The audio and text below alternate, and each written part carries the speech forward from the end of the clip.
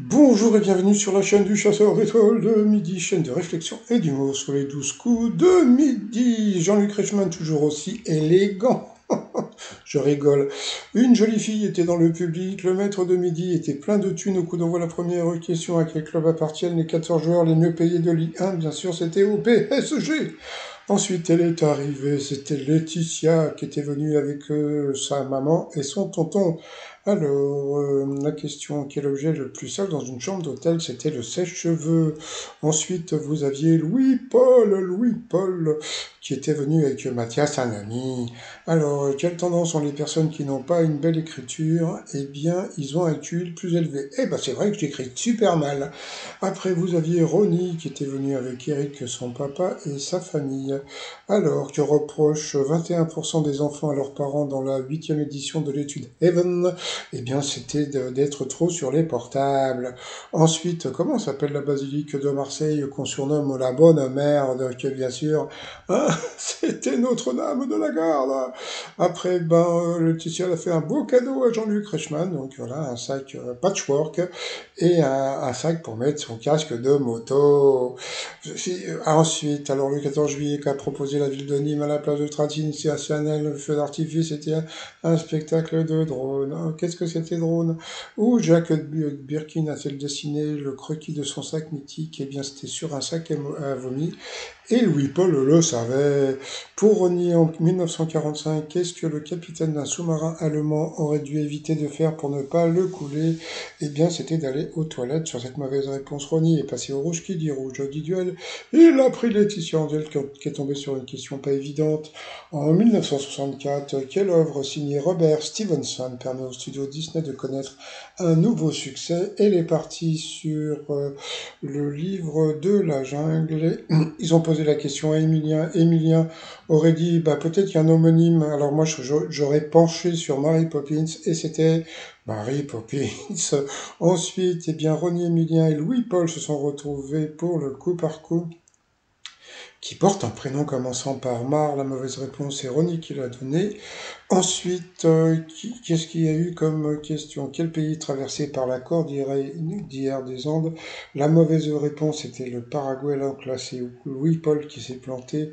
Quel personnage de fiction est un éléphant? Eh bien, Flaps, ce n'est pas un éléphant, c'est un vautour.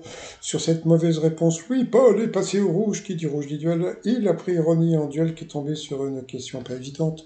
Où s'est tenue la conférence du 30 janvier au 2 février 1945 qui a planifié la campagne finale contre les troupes allemandes et japonaises? Donc il est parti sur Yalta, c'était pas idiot. Ils ont posé la question un petit peu à tout le monde. Emilien a dit Malte. Voilà, et c'était Malte, voilà. Bon, bravo encore.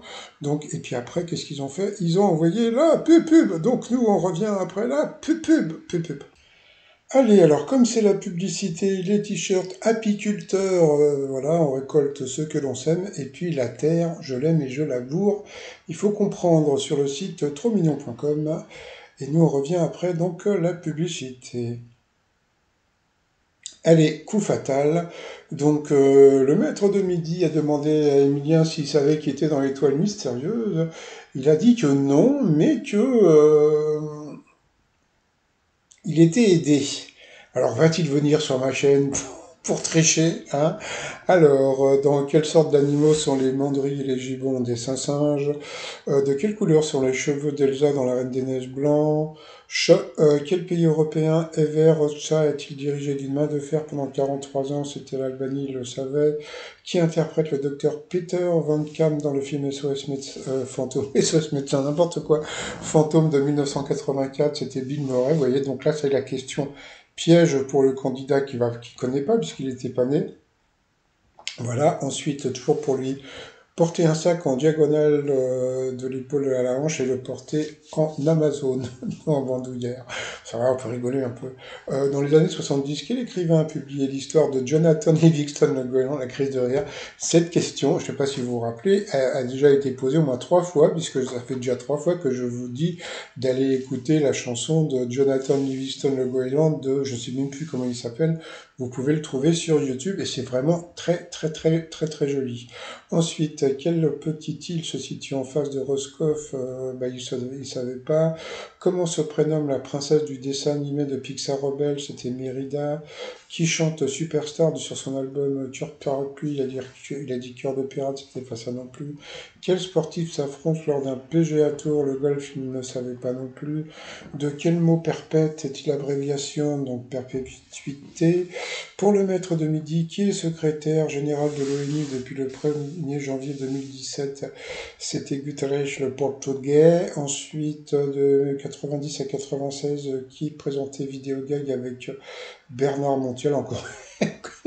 Ça me fait rire parce que franchement, le candidat, genre, je sais pas, il a quel âge? Il a 20 et quelques, donc dans les années 90, il était pas né, donc bon, comment veux-tu qu'il sache? Bon, bah voilà, il n'a pas trouvé, que déteste un cinéphobe de cinéma. À qui doit-on le roman Cosmétique de l'ennemi? Bon, bah, il est parti sur Noton sans savoir, mais il trouvait que le titre ça ressemblait, c'est vrai que bon, Hygiène de l'assassin, Cosmétique de l'ennemi, bon, bah, c'est vrai que ça ressemble un peu. Ensuite, quelle onomatopée évoquant la chute d'un corps mou, emploie-t-on pour désigner un échec commercial? Il a dit un quoi, que c'était un flop.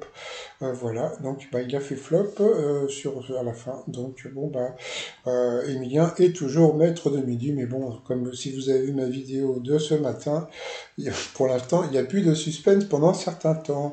Ils ont posé la question à Louis-Paul. Alors dites-moi, Louis-Paul, est-ce que vous voulez aller au théâtre, aller dîner au restaurant ou un chèque cadeau? Il a pris un chèque cadeau, c'est-à-dire que jusqu'à présent, je crois il y a qu'une seule personne, hein, je crois, et encore, c'était avant le chèque cadeau, il y a qu'une seule personne qui a pris le théâtre, mais sinon, jusqu'à présent, comme je l'ai dit, 90% des gens sont pour, comment dire, même, on va dire 95, hein, pour comment dire, le chèque cadeau, et puis il y a deux personnes qui ont pris le dîner. Hein. Allez, ensuite, par rapport au coup de maître, alors là, ils vont lui mettre des questions difficiles, parce que bon, pour que les gens rappellent, demain, il va faire le coup. Alors, je pense que l'étoile mystérieuse sera dévoilée demain. Pourquoi demain? Bah, parce que c'est le dimanche, il y a plus de monde devant la télé, hein, puisque bon, bah, les gens ne travaillent pas, mais vu qu'il fait un peu beau, peut-être que les gens vont être dehors, donc bah, à suivre. Hein. Donc en Angleterre, que désigne un cottage? Donc c'était une maison de campagne. De quel jeu vidéo les zombies sortent-ils du laboratoire Umbrella basé à Raccoon City? C'était Resident Evil. Pourtant, il y a un truc qui s'appelle Umbrella que j'aime beaucoup, mais ça n'a aucun rapport. Quelle nationalité la star Dua Lipa a-t-elle obtenue en novembre 2022 au pif? Il a dit albanais, c'était ça. Donc voilà, bravo, il a eu du cul aussi. Quelle épice parfume le risotto à la milanaise? Il a dit le safran, c'était ça. Vous voyez, il a eu quelques questions difficiles. Bon, alors, tu me diras, il y a une chance sur trois, bon. Mais quand même, donc il a eu, c'est un mélange de chance et voilà quoi. Donc là, comme on peut voir, hein, l'étoile est complètement dévoilée. Ensuite, sur l'étiquette d'entretien d'un vêtement, qu'indique le symbole représenté par un cercle dans un carré, il a dit lavage en machine. Comme on a pu voir, il était pas bien. Et puis en fin de compte, il s'est fait sécher parce que c'était séchage en machine. Et oui, donc il s'est fait avoir à cause de l'étiquette. Il devrait savoir, lui qui n'arrête pas de porter des sweats, il faudrait qu'il regarde l'étiquette de temps en temps. C'est un truc tout con, hein. C'est-à-dire que à cause de l'étiquette de son sweat, ou grâce à l'étiquette de son sweat, il aurait pu gagner 5000 balles. Donc voilà. Donc par rapport à l'étoile mystérieuse, bon bah, là on le voit en train de chercher. À la fin, quand il a continué, il a eu un petit sourire, donc je pense qu'il a dû le trouver. Bon, est-ce qu'il est venu sur ma chaîne pour trouver? Bah non, puisque je crois que l'étoile avait été trouvée avant que je le dise sur ma chaîne. Donc voilà, donc bon, bah l'étoile, bon pour moi elle sera trouvée demain, parce que je pense qu'il l'a, parce que là quelque part on la reconnaît quand même, hein, Renée Zellweger, même si comme je l'ai dit hier, à cause du Botox, on la reconnaît pas bien, mais je trouve qu'on la reconnaît quand même. Donc voilà. Et puis bah demain je vous rebalancerai le truc bah, sur les indices pour voir ce que va dire la ZZ. Allez, je vous souhaite une très bonne journée. Je vous dis à demain. Portez-vous bien et surtout, portez-vous